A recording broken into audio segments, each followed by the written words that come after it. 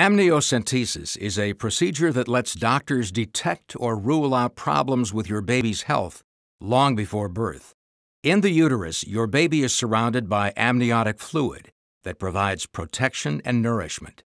Floating in the fluid are cells from your baby, providing doctors with genetic material for testing.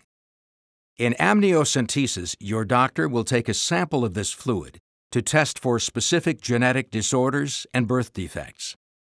Amniocentesis is usually done in the second trimester of pregnancy, at 15 to 18 weeks.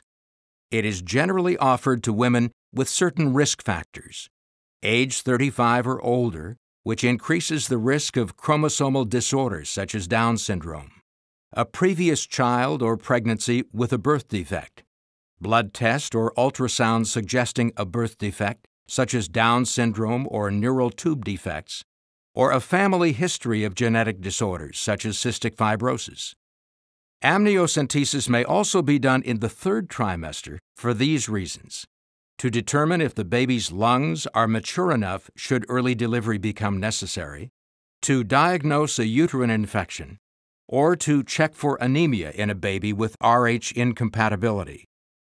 To begin your procedure, your doctor will use ultrasound to create an image of the fetus and nearby structures on a computer screen. Looking at this image, the doctor can choose a safe place to insert the needle. Your doctor may give you an injection of local anesthesia to numb the surface of your abdomen, where the amniocentesis needle is to be inserted. Carefully watching the ultrasound monitor to avoid contact with the placenta or the baby. Your doctor will introduce the thin needle through your abdominal wall into your uterus and into the amniotic sac. He or she will then withdraw a small sample of amniotic fluid, remove the needle, and cover the site with a bandage. Your body will make additional fluid to replace what was removed.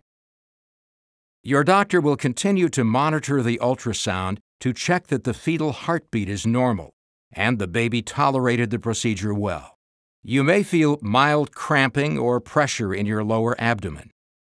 For about 24 hours after your procedure, you will be advised to avoid physical stress, such as vigorous exercise, lifting, prolonged standing, and sexual activity.